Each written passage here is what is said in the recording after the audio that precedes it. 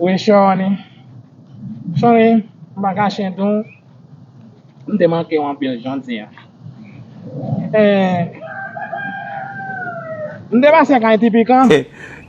Typiquement, c'est un petit buzz, un petit clair, je me dépasse pour être. Pourquoi je me dépasse ça, Shoni? Yo sa gen.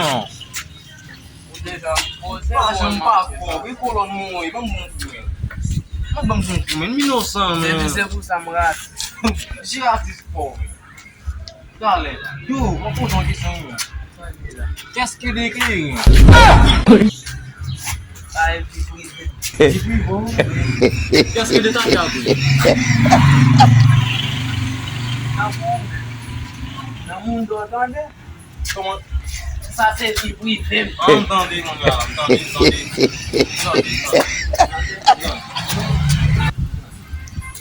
On dit que le big up vient en bas. Tem que ter o big up lá. Quem é, Pula! Yo, sou mano. Você me diz, cadê o quase não botei? Quase não aí. Parce que você me play de faire une de rien. Quase não tem vítima. Não, vou dar comigo com quase não. Ase yon fòm nan kou Shoni. Ma ka fò trete tan. Ou apren? De pou relem, se pou m vin jwen nou mèm instant. Whatever sa ma fè a pou m kapel mèm instant. Ou apren? Shoni, mwen avan m wò kampe ou boke. Ou agi wap mache?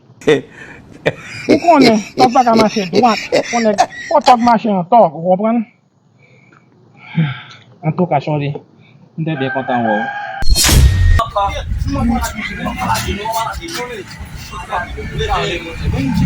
Vem tombar. Voilà, on va checker un peu. Mas é igual poder pular. Como é lá? Mas como é lá? Vai na poder, né? Como é lá? Você não vai bonito. Hoje na ali. Na ali, menino. Passa de fora. Não é mulher.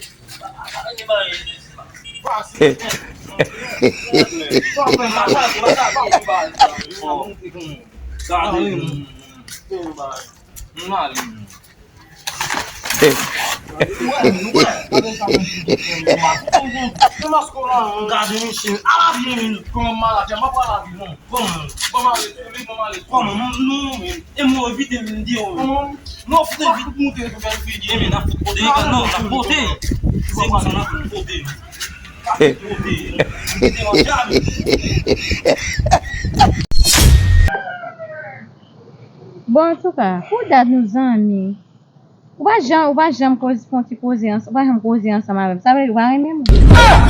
Rete! Yo pral chale! Ou gen la ba konen nan konstitusyon kode penal 239 tog la, ki sa li di? Li di nan konstitusyon kode penal 239 tog la, tog pa manje fey, tog pa bay fler, tog pa damou, et tog pa koz afan. Yo pral chale! Maman!